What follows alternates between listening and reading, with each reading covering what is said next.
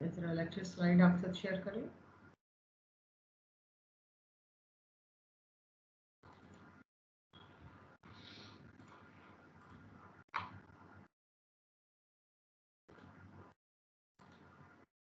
ये मैंने slide share की है आपके साथ, आपको नजर आ रही है?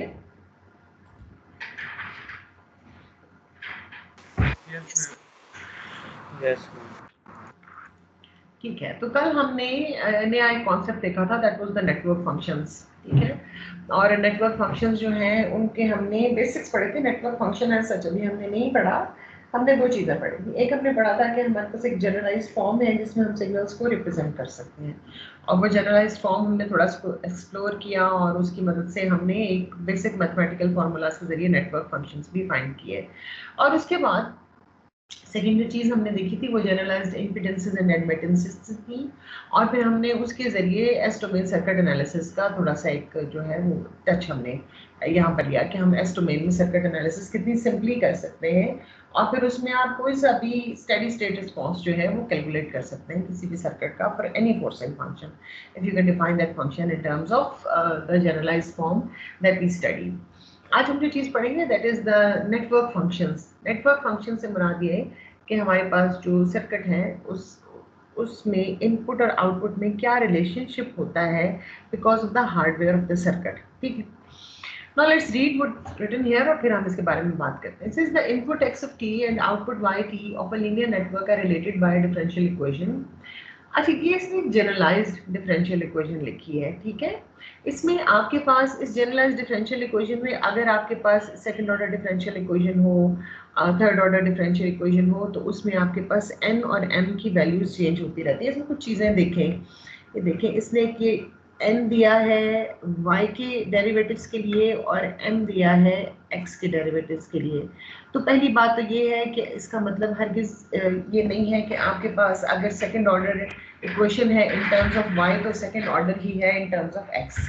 तब डिफरेंट भी हो सकता है कि y के लिए अगर सेकंड ऑर्डर है तो x के लिए जो है वो थर्ड ऑर्डर हो। तो n हम जनरलाइज्ड ये कहते हैं is not equal to m। ठीक है, और लेट्स से कि आपके पास एक इक्वेशन है, you have d2y by dt square plus 1 by 3 dy by dt plus 9y is equal to 6x, right. तो आप ये देखें कि आप इस इक्वेशन को, ये जो आपकी गिवन इक्वेशन है इसके साथ बड़ी इजीली आप रिलेट कर सकते हैं। इसमें देखें आपके पास a नॉट जो है that is going to be equal to 6, a1 a2 a3 up till am जो है तमाम के तमाम क्या हो जाएंगे, ये 0 हो जाएंगे। इसी तरह b not is equal to 9, b1 is equal to 1 by 3, और अगर यहाँ पर एक और टर्म हो b2 d2y by dt square, तो हमारे पास b2 जो है वो क्या हो जाएगा, that will be equal to 1। तो इसका मतलब है कि हम डिफरेंट, और b3 b4 b5 up till bn जो है वो तमाम हमारे पास क्या होंगे, 0 होंगे। तो इसका मतलब ये है कि हम जनरलाइज्ड किसी भी डिफरेंशियल इक्वेशन को इस फॉर्म में लिख सकते हैं।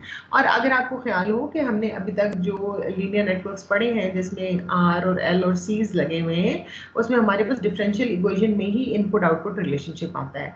तो ये जो इन्होंने एक डिफरेंशियल इक्वेशन लिखी है ये जनरलाइज्ड डिफरेंशियल इक्वेशन है, और इस जनरलाइज्ड डिफरेंशियल इक्वेशन से उनकी मतलब ये है कि आप अपने जितने भी आपके रिलेशनशिप्स हैं डिफरेंट किस्म के, वो इस डिफरेंशियल इक्वेशन की मदद से आप उनको डिफाइन कर सकते हैं। ठीक है, तो ये जनरलाइज्ड है। where a naught through am and b naught through bn are suitable coefficients whose expressions depend on the elements comprising the network and are real and time dependent। अच्छा, अब देखो जो हमने जो सेकंड ऑर्डर इक्वेशन थी ना, अगर आपको ख्याल हो हम कहते थे d2y by dt square plus 2 zeta omega naught dy by dt plus omega naught square y is equal to f of x, कोई फंक्शन ऑफ x। आपको ख्याल है जीटा की वैल्यू क्या थी? जीटा की वैल्यू डिपेंड करती थी r पे, l पे और c पे। ओमेगा नॉट क्या था? ओमेगा नॉट की वैल्यू डिपेंड करती थी l पे और c पे, अगर आपको ख्याल हो। तो ये जो बात है ना कि a not through am and b not through bm are suitable coefficients whose expression depend on the elements comprising the network, तो इसका मतलब ये है कि आपके पास ये जितनी, और ये 2 zeta ओमेगा नॉट अगर मैं यहाँ इस जो मेरे पास जनरलाइज्ड इक्वेशन लिखी है उसके साथ कंपेयर करूँ तो that is equal to b1, right, और ओमेगा नॉट स्क्वायर को अगर मैं कंपेयर करूँ तो that is equal to B naught. तो इसका मतलब ये है कि जितने कोफिशिएंट्स हैं ना बी नॉट बी वन, और अगर मैं हायर ऑर्डर डिफरेंशियल इक्वेशंस भी बनाऊं तो ये तमाम कोफिशिएंट्स जो है ये सर्किट के हार्डवेयर से आते हैं। ये उन एलिमेंट्स, उन आर एल और सीज की वैल्यू से आते हैं जो कि आप सर्किट के अंदर इस्तेमाल करते हैं, ठीक है।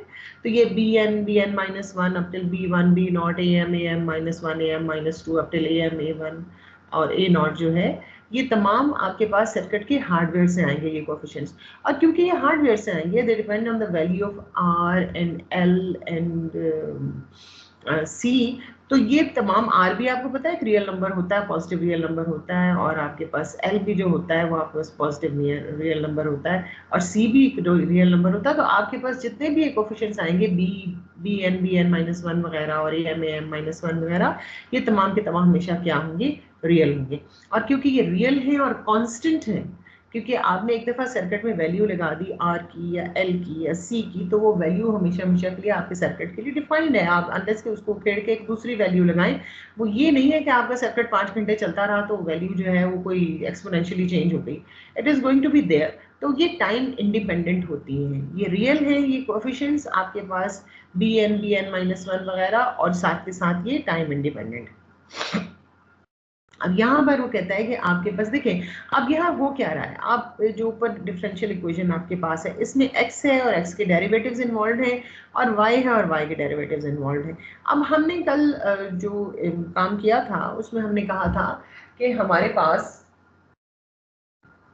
जो x है उसको हम जनरलाइज्ड फॉर्म में लिखें तो that is equal to the phasor x e raised to power st, and the phasor x is independent of t है ना, that was xm and with the phase of theta, और output जो हमें मिलेगी that will be the phasor y e raised to power st। तो अगर मैं x of t का एक फर्स्ट डेरिवेटिव लेती हूँ dx of t by dt, तो वो क्या आएगा, वो आएगा s x e raised to power st।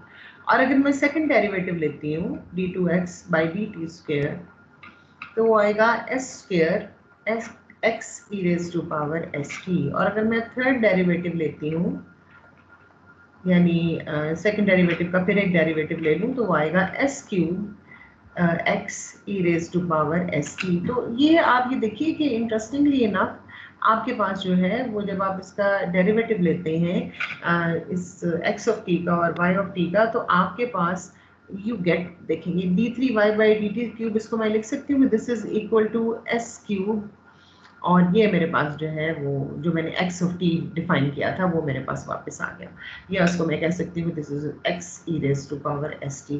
तो यहाँ पर इस इक्वेशन में जो इक्वेशन आपने ऊपर लिखी है जिसका नाम अगर मैं इक्वेशन 1 कर लूँ, इसमें अगर आप इन डेरिवेटिव्स की वैल्यू रिप्लेस करें तो आपके पास dny by dt स्क्वायर आएगा s raised to power n x e raised to sorry y है y e raised to power st, और bn ये जो सेकंड है bn minus one by dtn minus one, ये आएगा s raise to power n minus one x e raise to power st, और b1 जो है ये आएगा जनाब ये वाला जो dy बाई dt है that will be equal to s x e raised to power st, and of course y is, sorry मैं x लिखती जा रही हूँ, these are all y's, और ये जो है ये होगा y e raised to power st। इसी तरह जो mth डेरिवेटिव होगा x का वो होगा sm x e raised to power st, जो m माइनस फर्स्ट होगा वो होगा s raised to power m minus one x e raised to power st, जो फर्स्ट डेरिवेटिव होगा वो होगा s x e raised to power st, और जो x है वो तो है ही x e raised to power st। तो आप ये देखेंगे जब हम एक्सपोनेंशियल का डेरिवेटिव लेते हैं तो we get the exponential back, उस क्वालिटी को यहाँ पर इस्तेमाल करते हैं क्योंकि हम अपने फंक्शन को इन terms of N exponential define किया है, उस क्वालिटी को अगर हम इस्तेमाल करें तो फिर आप हर टर्म में से एक x e raised to power st और एक y e raised to power st जो है वो कॉमन ले सकते हैं, राइट। और आपके पास पीछे जो है you will have bn sn bn minus generalized जो एक्सप्रेशन है ये y raise to power st का एक्सप्रेशन ये होगा और x e raise to power st का एक्सप्रेशन ये होगा। तो वो कहता है कि आप E raise to power S T की जो टर्म्स हैं वो दोनों साइड्स पे आपके पास कॉमन आई है, इसको आप बेशक यहाँ पर कैंसिल कर दें और उसके बाद आपके पास जो है वो अगर आप y ओवर s को देखें, sorry x y over x को आप देखें तो that turns out to be equal to a m s raise to power m plus a m minus 1 s m minus 1 and up till a1 s plus A not, right. और यहाँ पे जो दूसरी side का हमारे पास equation के side थी, ये लेफ्ट साइड, ये डिनोमिनेटर में चली जाएगी। We will have B N S raise to power N plus B N minus 1 S raise to power N minus 1 up till B 1 S plus B naught, right. So you have a ratio between Y over X, ठीक है। और इसमें जो हमारे पास y का coefficient polynomial, और ये चीज यहाँ देखने को होता है, ये देखिए ये जो B N S raise to power N B N minus N S raise to power N minus 1 है, इसमें बेसिकली ये B N minus 1 B one B naught, ये सारे तो हमने कह दिया कि सारे सारे कोएफिशिएंट्स हैं। तो बेसिकली ये क्या है, this is a polynomial of s। इसी तरह x के साथ ये जो पूरी टर्म मल्टीप्लाई हो रही है ये वाली, इसको आप देखिए तो इसमें अगर a m माइनस 1 और ये सारे a's जो हैं ये कांस्टेंट हैं, तो ये पूरी टर्म क्या है, this is a polynomial of s। तो आपके पास इसको जो है आप ये देखिए, ये हमारे पास इसको हम कहते हैं n ऑफ s, और इस पूरे पॉलिनोमियल को हम कहते हैं ये क्या है, ये है d ऑफ s, ठीक है। तो आप इस इक्वेशन को लिख सकते हैं कि d of S Y is equal to n of S X, जहाँ के आपके d ऑफ एस और n ऑफ एस जो हैं they are polynomials of s और जिनके कोफिशिएंट्स हमारे पास रियल हैं। तो network function by definition is equal to y over x। So if it is equal to y over x, तो इस इक्वेशन में अगर मैं इस इक्वेशन को मैनिपुलेट करूं तो y ओवर x जो है that turns out to be equal to ns over ds। ns को इसीलिए n कहते हैं कि ये न्यूमरेटर पॉलिनोमियल है, numerator polynomial of s, ns the coefficient polynomial of x of s। और d ऑफ s जो है इसको हम कहते हैं कि क्या है, ये डिनोमिनेटर पॉलिनोमियल ऑफ s है, ठीक है। That's why the names n of s and d of s। तो नेटवर्क फंक्शन जो है आपके पास ये इन दोनों पॉलिनोमियल्स की रेशियो होती है। और ये देखिए यहाँ पे हमने इसको डिफाइन किया सिंपल तरीके से, वरना ये जो है हम पीछे यही काम कर रहे थे, कल हम यही काम कर रहे थे, नेटवर्क फंक्शन डिफाइन करके हम अपनी इक्वेशन जो है उसको डिफाइन करने की कोशिश कर रहे थे। और देखें यहाँ पर ये इस इक्वेशन को अगर आप देखें तो you can find any Y as the network function into X. So that's what we were doing। अगर आपको ख्याल हो कल हमने जो नेट वैल्यूज फाइंड की थी जिनकी मदद से हमने प्रॉब्लम सॉल्व किए, they were the network functions, ठीक है जी। अब नेटवर्क फंक्शंस की डिफरेंट टाइप, अगर आपका y port is different from the x port then h of s is referred to as a transfer function, ठीक है। y port is different from the x port का मतलब ये होता है, इसका मतलब जरूरी नहीं है कि आप टू पोर्ट्स हो, इसका मतलब होता है लेट्स से कि मैं ये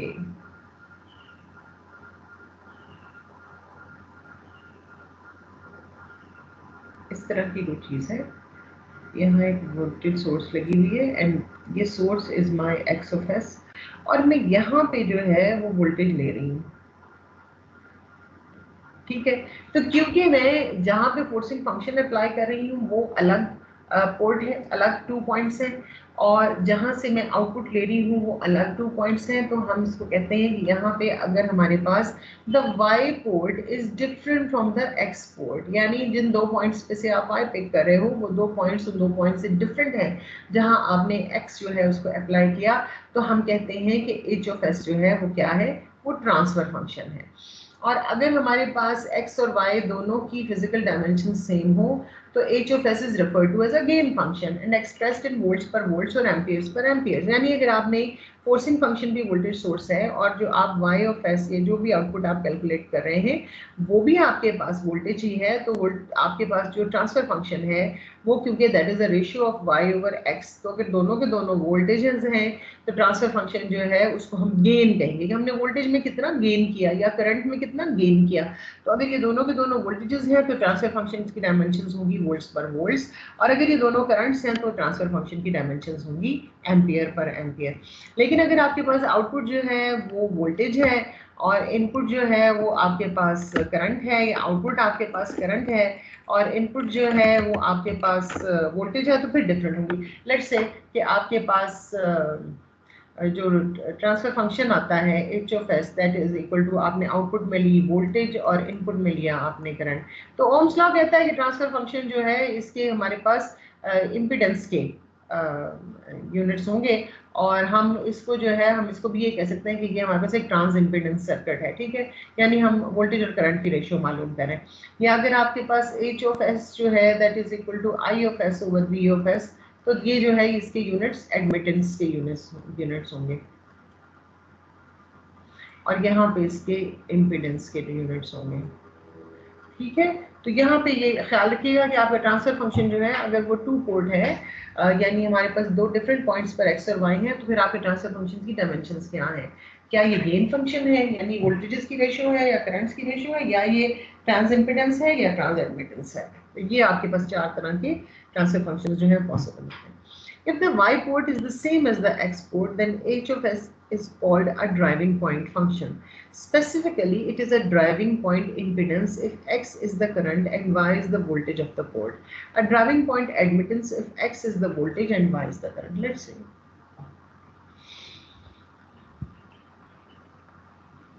ये ऊपर वाला सर्किट हम बना दें।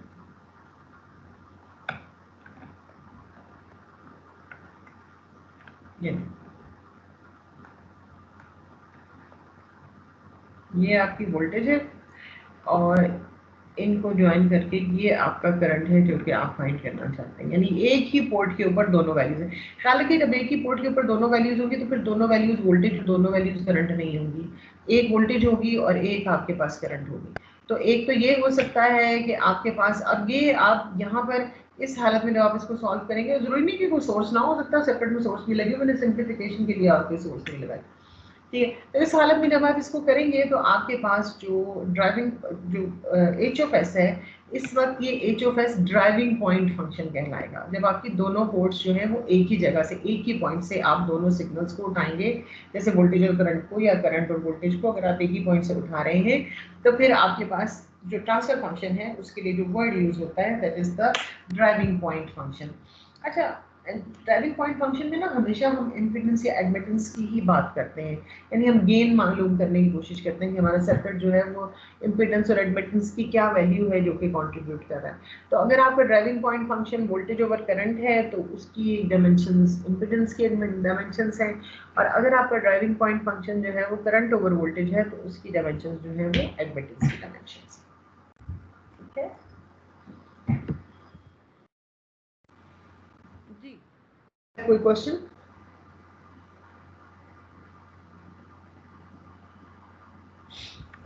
मैम ये जो वोल्टेज ओवर वोल्टेज और करंट ओवर करंट है तो कैंसिल आउट नहीं कर देंगे एक दूसरे को, तो ये यूनिटलेस नहीं बनेंगे? क्यों क्यों क्यों क्यों क्यों क्यों कैंसिल आउट क्या मतलब? किस तरह कैंसिल आउट कर? हम वोल्टेज ओवर वोल्टेज हाँ तो हम ये डिवाइड नहीं हो रहे। वोल्टेज है ड्राइविंग पॉइंट की, ये है वी इन ऑफ एस। पीछे भी तुम वी इन ऑफ एस और वी आउट ऑफ एस का ही रिलेशनशिप फाइंड करते रहो, और ये है V out of S. I want to find the ratio of V out of S over V in of S. I want to okay ma'am. See how much this circuit has gained और lost. ये चीज मुझे transfer function बताएगा, ठीक है। और ये जो आप कह रहे हो ना कैंसिल वोल्ट पर वोल्ट, इसके हम इतने समझे यूनिट्स हैं, कितने वोल्ट पर वोल्ट आपको गेन मिल रहा है, ठीक है। लेट्स से कि V out of S divided by V I of S turns out to be 0.8 volt पर वोल्ट। तो तुम क्या समझोगे? तुम समझोगे कि इनपुट के 1 वोल्ट जो है उसके अगेंस्ट मुझे 0.8 वोल्ट यहाँ पर इस पॉइंट पे अवेलेबल है, ठीक है, तो ये कैंसिल करने का इसका कोई ताल्लुक नहीं है। सबसे बड़ी बात ये कि देखिए ये आप एक इलेक्ट्रिकल सर्किट एनालिसिस कर रहे हैं ना, अलजेब्रा का सवाल तो नहीं कर रहे हैं। कैंसिल तो ये तब हो कि लेट्स से ये 1 आ जाए, तो फिर हम कहेंगे हाँ कि V out of S is equal to V I of S, तो वो भी कैंसिल तो नहीं है। इसका मतलब है मुझे 1 वोल्ट पर वोल्ट का गेन मिल रहा है। ठीक है, इसको जो सामने स्टेटमेंट लिखी है उसको जरा तसल्ली से दोबारा से देख लीजिए। अगर कोई क्वेश्चन है तो बताइए।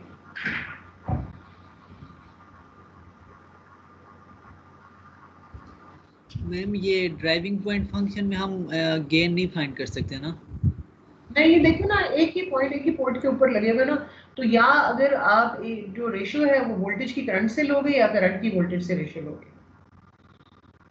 अगर वोल्टेज की वोल्टेज से लोगे तो दो पॉइंट्स पे तो सेम ही वोल्टेज है ना, that is always going to be 1। या करंट की करंट से लोगे तो दो पॉइंट्स के बीच में एक ही करंट फ्लो कर रहा है ना, तो that is always going to be 1।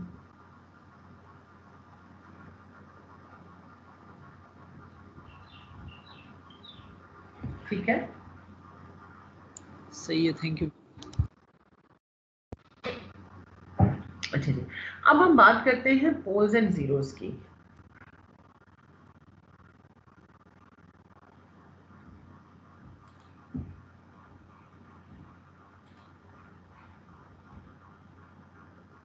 अच्छा जी, देखिए यहाँ पे जो आपके पास ये एच ऑफ एस का एक्सप्रेशन आ रहा है,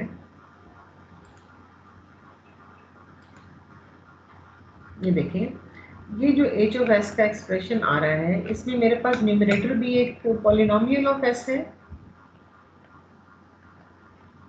राइट, और डिनोमिनेटर भी एक पॉलिनोमियल ऑफ एस है,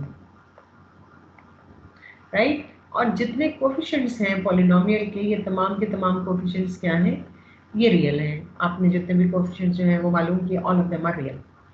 अगर ऐसा है तो क्या मैं न्यूमरेटर के पॉलिनोमियल को फैक्टराइज नहीं कर सकती?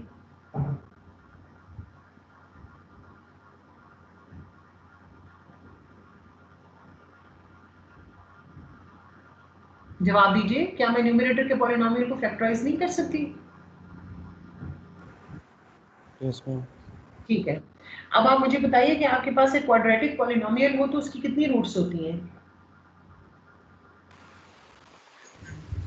2 मैम। 2 रूट्स होती हैं, शाबाश। अगर आपके पास एक क्यूबिक पॉलिनोमियल हो तो उसकी कितनी रूट्स होती हैं? रियल हो इमेजिनरी हो वो बात नहीं कर रहे हैं हम, अब बताओ उसकी रूट्स कितनी होती हैं? 3 मैम। क्यूबिक पॉलिनोमियल की 3 रूट्स होती हैं। अगर आप इस पॉलिनोमियल ऑफ डिग्री 4 हो तो उसकी कितनी रूट्स होती हैं? मैम जितनी डिग्री होती है 4 उतनी रूट्स होती है। जितनी डिग्री है उतनी रूट्स हैं, एब्सोल्युटली। तो यहाँ पे एच ऑफ एस का जो न्यूमरेटर पॉलिनोमियल है इसकी डिग्री क्या है?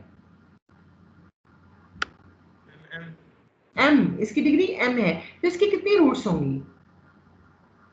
m roots m। m roots होंगी।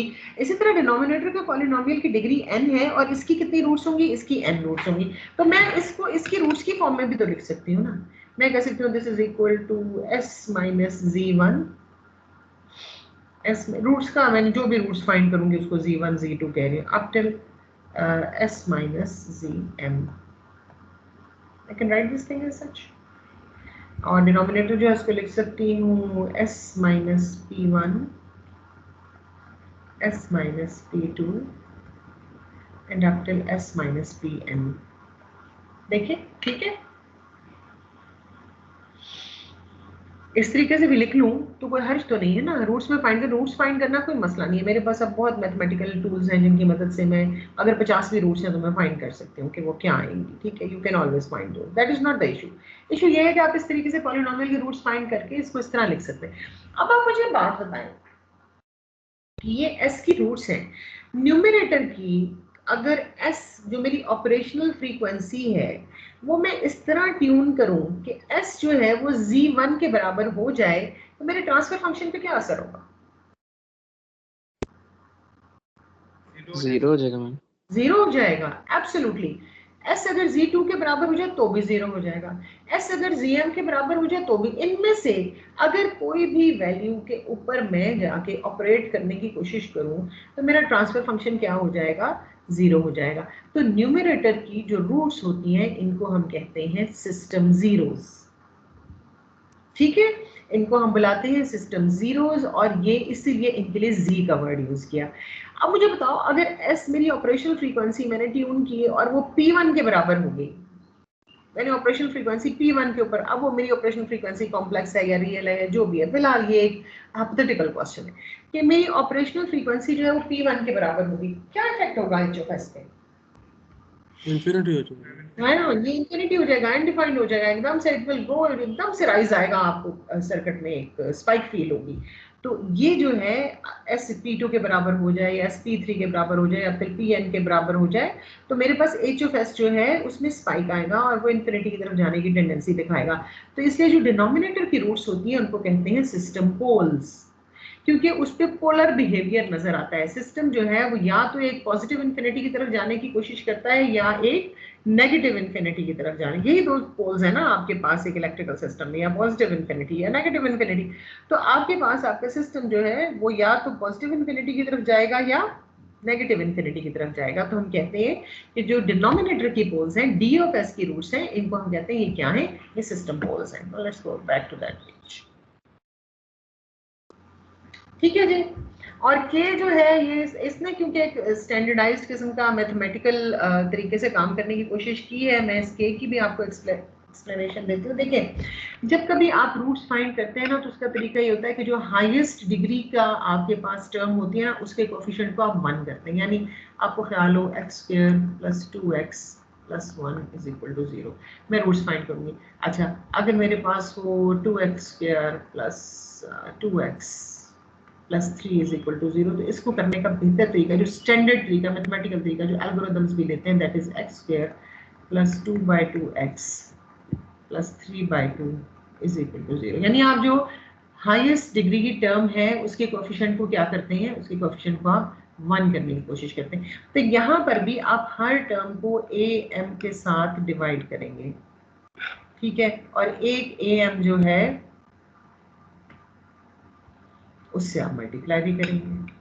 इसी तरह हर टर्म को bn के साथ डिवाइड भी करेंगे, और फिर आप डिवाइड करेंगे तो आपको मल्टीप्लाई भी करना पड़ेगा। So that's why you get the term, the constant term k, this is the k which is am/bn। ठीक है, ऑल राइट। Yes ma'am. बताओ टर्म्स कहाँ से आएंगे। तो ये जनाब हम HFS जो है इसको इसके पोल्स और जीरोस की टर्म्स में भी डिफाइन कर सकते हैं। अब आपके पास सिस्टम के पोल्स और जीरोस जो हैं, क्योंकि ये आए थे एक ऐसे पॉलिनोमियल से जिस पॉलिनोमियल के कोएफिशिएंट्स रियल थे, R, L और C से आए थे, है ना, जो हमने पॉलिनोमियल D of S और N of S बनाए थे, उसके हमारे पास सारे कोएफिशिएंट्स रियल थे। क्योंकि ये रियल कोएफिशिएंट से आया है, लिहाजा हमारे पास यहाँ पे जो पोल्स की वैल्यू है, पोल्स और जीरोस की वैल्यू, वो रियल भी हो सकती हैं, वो इमेजिनरी भी हो सकती हैं, और वो कॉम्प्लेक्स भी हो सकती हैं। और एक चीज़ का ख्याल रखिएगा, जब तक भी आपके पोल्स और जीरोस जो हैं वो कॉम्प्लेक्स या इमेजिनरी हो, तो वो हमेशा कॉन्जुगेट पेयर्स की फॉर्म में होते हैं। यहाँ भी जाके जब हम करेंगे तो हमको समझ नहीं। Now you understand the term system poles and system zeros? Yes, ma'am. All right, sketch the pole zero plot for the impedance Z of S is equal to R S² + 4S + 13 S + 1 whole square S² + 2S + 2। हाँ जी, क्या करें, कैसे करें? Ma'am compare करके formula से। हाँ, इसमें आप ये करें कि देखिए ये है R, this is a constant. अब आप S² + 4S + 13 को = 0 पुट करें, आपके पास दो सिस्टम जीरोस आएंगे, which is equal to -4 + -16 -52 divided by 2. This is equal to what is 16 - 52?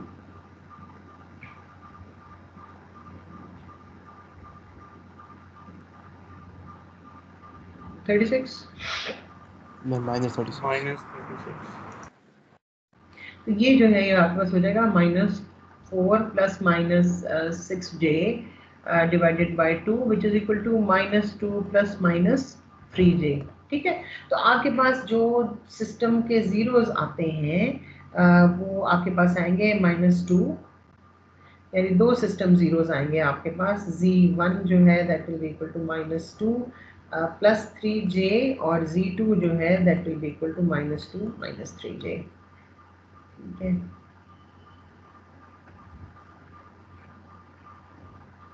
तो इस तरह से आप सिस्टम जीरोस फाइंड करते हैं कि आपके पास सिस्टम का जो पॉलिनोमियल है उसकी रूट्स फाइंड करेंगे, तो जो न्यूमरेटर पॉलिनोमियल की रूट्स होंगी वो क्या होंगी, वो सिस्टम जीरोस होंगी। इसी तरह आए सिस्टम पोल्स फाइंड करने की कोशिश। Let's try and find the system poles.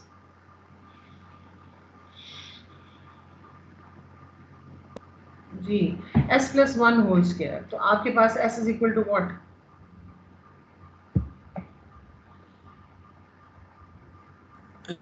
S क्या +2s+1, तो s इज इक्वल टू -1 और रिपीटेड होगा, दो दफा -1 होगा, प्लस s+1 होल स्क्वायर है, सो s is equal to -1।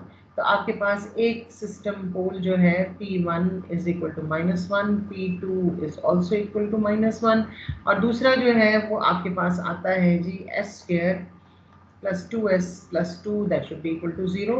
Roots find करने का ये तरीका है, s is equal to -2 + -4 -8 over 2, so this is equal to -1 ± iota, I believe।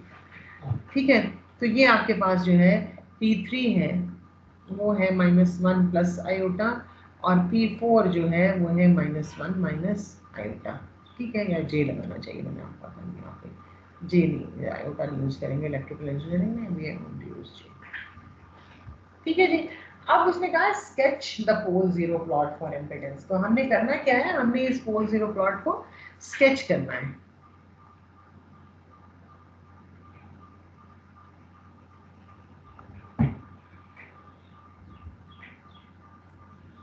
तो कैसे स्केच करें,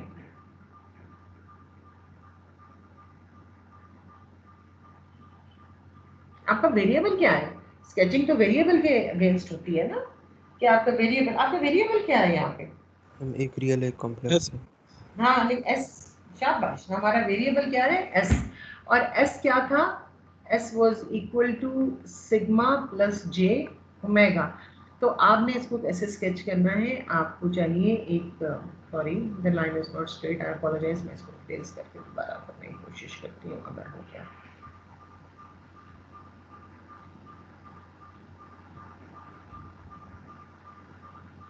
ठीक है, सो आपके एक्स एक्सिस पे क्या होगा सिग्मा और वाई एक्सिस पे क्या होगा जे ओमेगा। देखिए ये P1 P2 P3 P4 Z1 Z2 Z3 Z4 what have you, ये सारी की सारी किस चीज की वैल्यूज है, ये वैल्यूज है आपके पास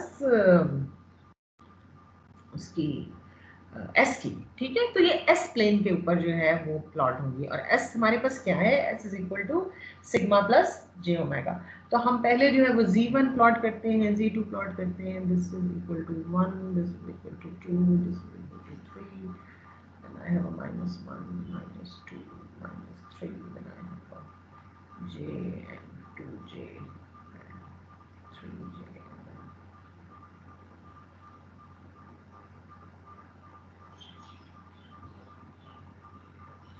ठीक है, तो ये पहला जो हमने सिस्टम जीरो प्लॉट किया है that is equal to -2 + 3j, तो this is equal to -2 + 3j। अच्छा, अब देखिए आपने सिस्टम जीरो प्लॉट करना है वो अलग से प्लॉट करना है और सिस्टम पोल जो है वो आपने अलग से प्लॉट करना है। तो सिस्टम जीरो को एक पॉइंट से रिप्रेजेंट कीजिए और उसके आसपास एक सर्कल खींचिए। ठीक है, ये तब मुझे पता चलेगा कि आपने सिस्टम जीरो प्लॉट किया। और दूसरा सिस्टम जीरो क्या है वो देखो, इसका कॉम्प्लेक्स कॉन्जुगेट है that is equal to -2 - 3j।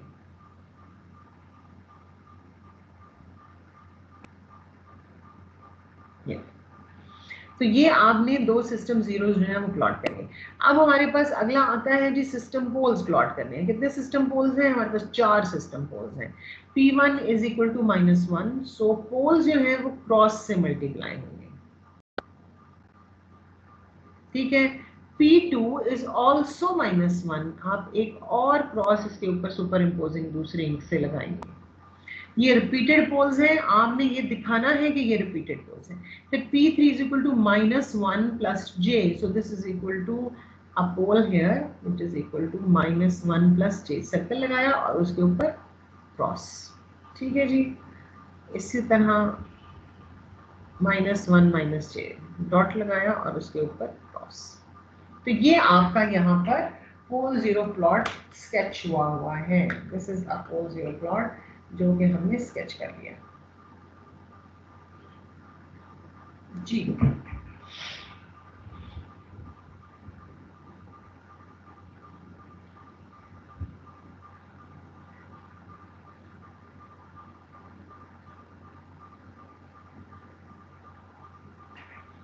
ठीक है ना?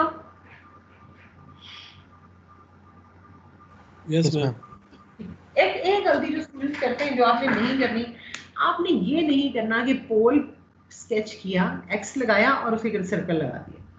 This is a big no, इस पे आपको 0 मिलेगा। Circle is for system 0 and cross is for system pole. ये हमेशा एक दूसरे से अलग अलग होने चाहिए। ठीक हो गया? Okay ma'am. Alright.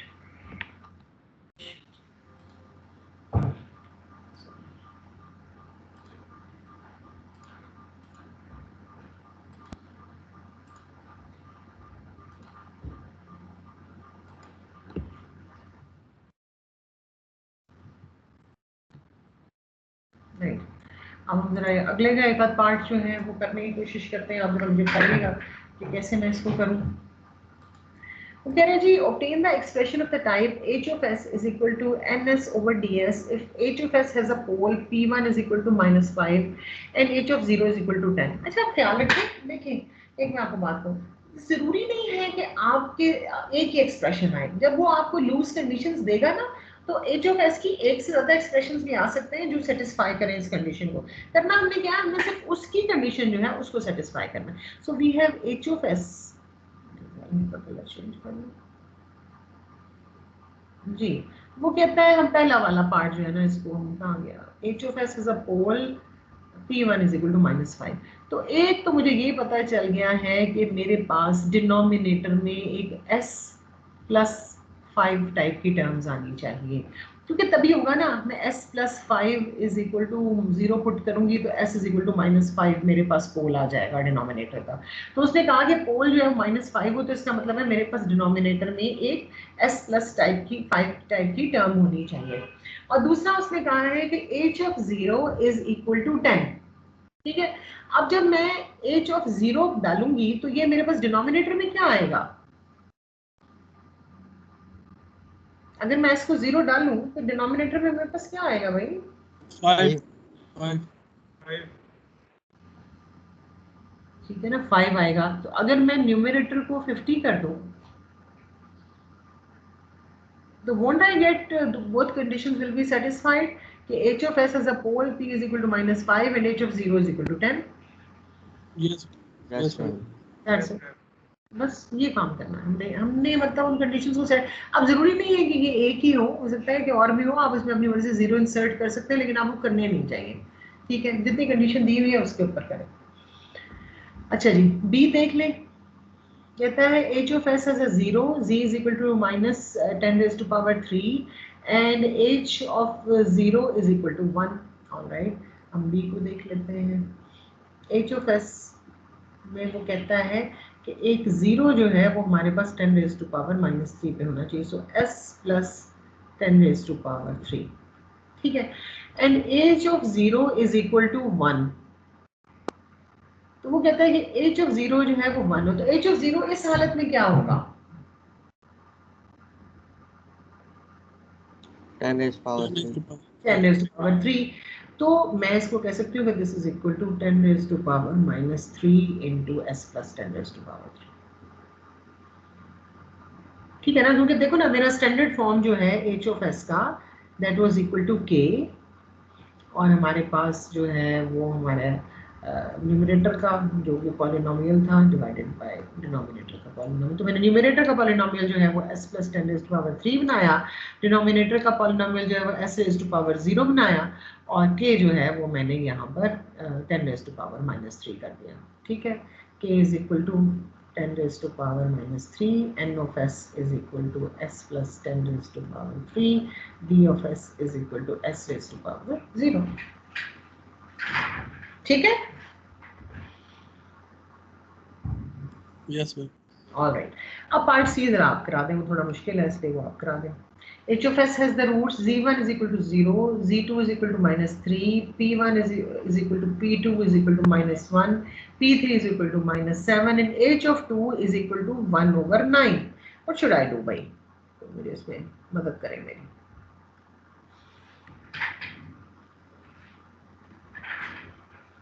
z1 = 0, ठीक है, इसका मतलब है न्यूमरेटर में एक टर्म s होनी चाहिए। जब s को मैं 0 पुट करूंगी तो मेरे पास h of s क्या हो जाएगा? 0. 0 हो जाएगा। दूसरा है z2 = -3, तो एक टर्म होनी चाहिए s + 3। देखो ये कंडीशन भी फुलफिल हो गई, z1 = 0, z2 = -3। Make sense? Yes ma'am. Yes. और p1 = p2 = -1। अब p1 = p2 = -1, इसका मतलब है s + 1 होल स्क्वायर। अभी हम करके हटे हैं रिपीटेड पोल्स।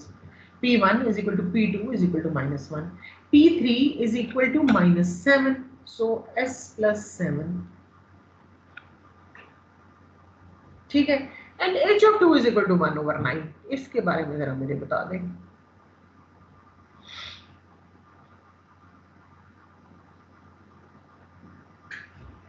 कैसे करेंगे? जिस हालत में आपका ट्रांसफर फंक्शन है ना, इसमें जरा h of 2 फाइंड करके देखो क्या आ रहा है। ये आ रहा है जी 2 × 2 + 3 divided by 2 + 1 whole square and 2 + 7। ठीक है, तो ये आ जाता है जनाब 2 × 2 + 3 5, दैट इज 10, और 10 डिवाइडेड बाय 3 स्क्वायर = 9 एंड 2 + 7 = 9। तो हमें यहाँ पर क्या चाहिए? हमें चाहिए 1/9। तो ये 10/9 जो है इसको हमने रिमूव करना है। तो अगर मैं यहाँ पे एक 9/10 कर दूं, would that help? Yes ma'am. ठीक हो गया। तो मेरे Yes, पास k = 9/10, राइट, और n of s is equal to s into s plus 3 and d of s is equal to s plus 1 whole square into s plus 7. So this is it. अगला d जो है complex roots है। Can you do it? मेरे नजदीक तो complex roots से भी कोई फर्क नहीं पड़ता। आप कॉम्प्लेक्स रूट्स जो है उनको वो कॉम्प्लेक्स कॉन्जुगेट होंगी, जब आपस में उनको मल्टीप्लाई करोगे तो वो आपके पास एक रियल सेकंड ऑर्डर की एक टर्म आ जाएगी। कर लेंगे आप? कर लेंगे। ये पार्ट डी जो है, root z1 = z1 and 2 = ±j3, p1 = 0, 2 and 3 is this, 4 and 5 = this and h of -1 = 1। ये आप कर लेंगे? मैम ट्राई करेंगे। हाँ ट्राई करो। दूसरी बात ये, अपने ऊपर एतमाद रखो। देखो एल्गोरिदम एक ही होता है हर काम को करने का। जिस तरीके से मैंने पॉलिनोमियल न्यूमरेटर का बनाया है ना, एक लिखो s + j3 multiplied by s in -j3, फिर डिनोमिनेटर में p1 = 0 का मतलब है डिनोमिनेटर में एक s आ जाएगा सीधा सीधा, फिर आ जाएगा p + j, फिर आ जाएगा एक टर्म p - j, फिर एक आ जाएगा p p + 3 -j4, फिर एक आ जाएगा p + 3 + j4। ये सारी टर्म्स आ जाएगी। इन टर्म्स में जो ये कॉम्प्लेक्स कॉन्जुगेट वाली टर्म्स हैं इनको आपस में मल्टीप्लाई कर दो। ठीक है, कोशिश करना, और करने के बाद बस एक वैल्यू आ जाएगी, उसमें -1 की वैल्यू डाल के देखो कि मुझे k की किस वैल्यू की जरूरत है। So there is nothing to it. अगर नहीं हुआ तो अगले क्लास जो हमारी होगी उसमें मुझे रिमाइंड करेगा, मैं आपको ये पार्ट डी जो है ये करवा दूंगी। इसमें कोई ऐसी चीज नहीं है। मुझे वैसे आप लोगों पे कॉन्फिडेंस है कि आप इसको आराम से कर सकते हैं। ठीक है, डू ट्राई, कोशिश करना। ये आपकी जो फ्रैंको की बुक है इसकी 14.15 है। जी बेटा क्या कह रहे हैं? कुछ ओके कह मैम, रहे ट्राई थे? कर। हाँ, कोशिश किया करो और अपने ऊपर ना एतमाद रखा करो। ये बिल्कुल छोड़ दो जहन से, टीचर एक काम कराएगा तो मुझे समझ आएगा। नहीं नहीं, मैं तो I am a lot older than you. आप मुझसे कहीं ज्यादा ज़हीन है। मुझे कंप्लीट फेथ है। मैंने तो ये मेरा तजर्बा है कि जब स्टूडेंट्स को कोई एक टास्क आता है तो वो माशाल्लाह they come up with such innovative solutions कि दिल खुश हो जाता है। सो ये तो कभी भी ना सोचें कि नहीं कर सकते। मैं अगर नहीं कर सकती होंगी, आप तो इजीली कर सकते हैं। ठीक है, तो ये मुझे आप जरूर कोशिश करना, लेकिन अगर ना हुआ मुझे अगली क्लास में बताना। I will help you with that. ठीक है, any questions? No ma'am ma'am. No ma'am. ठीक है, मैं जरा आपकी अटेंडेंस ले लूं। अपनी प्लीज अटेंडेंस कलम पे चेक करते रहा करें ताकि आपको पता हो कि वेयर डू यू स्टैंड। ऐसे अटेंडेंस शॉर्ट होने पे हमें बताया गया है कि आपको एग्जाम में नहीं बैठने दिया जाएगा। Attendance student be less than 75%। जी, Shayak Mustafa, Ayza Naeem Rana, Hadi, present ma'am. Waleed Zafar, present ma'am. Haris Mubashar,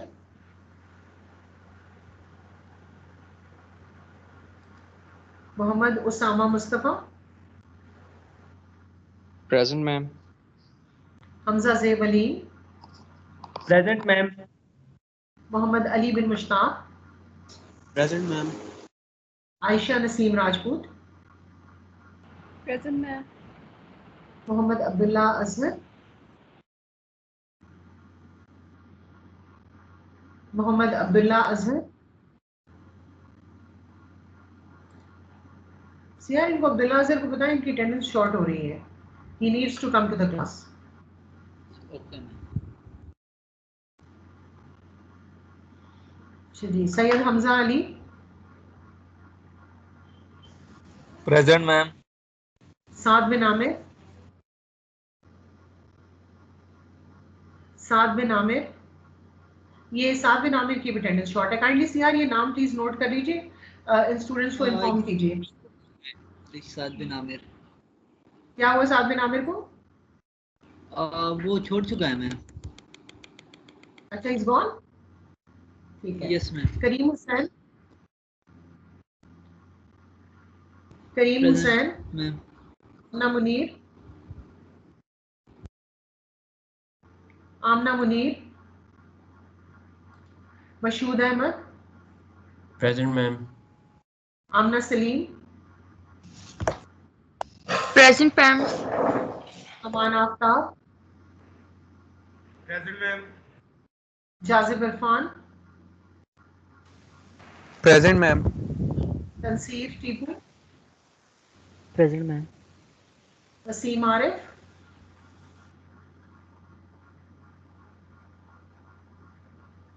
Wasim Arif,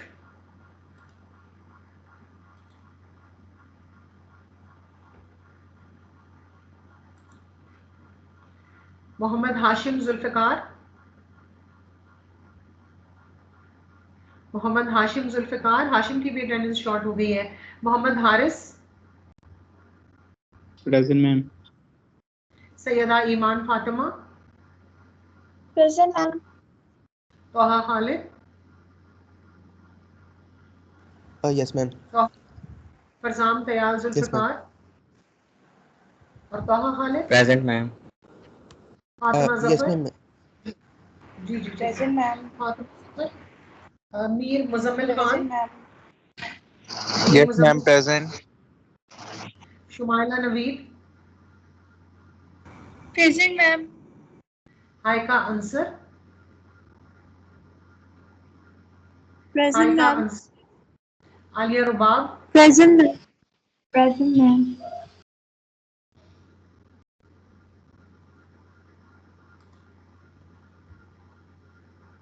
Usman Ilyas Awan, present ma'am. Shahryar Niazi, present ma'am. Mohammad Haroon, present ma'am. Muaz Ahmed, present ma'am. Abdurrahman Liaquat,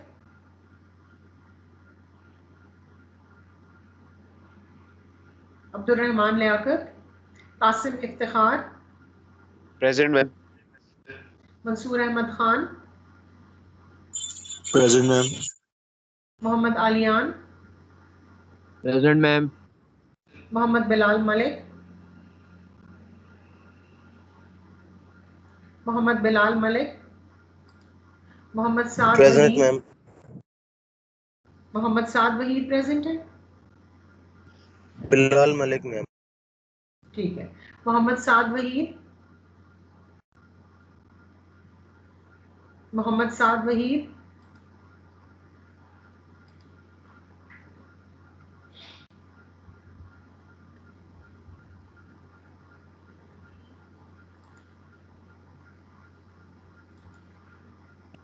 Mohammad Talha, Mohammad Talha, Maryam Qadeer, present.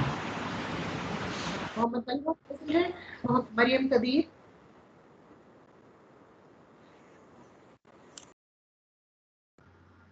Maryam तो कदीर, एक मिनट में मैसेज आया हुआ है। ठीक है, ठीक है। Hammad Saboor, present ma'am. Mohammad Muneeb Arshad, Mohammad Muneeb Arshad, Mohammad Waziullah Kakar. Present ma'am. Thank you very much. देखिएगा, प्रॉब्लम करने की कोशिश कीजिएगा, नहीं होता कोई मसला नहीं है, नेक्स्ट क्लास में हम कर लेंगे, ठीक है, बट डू ट्राई।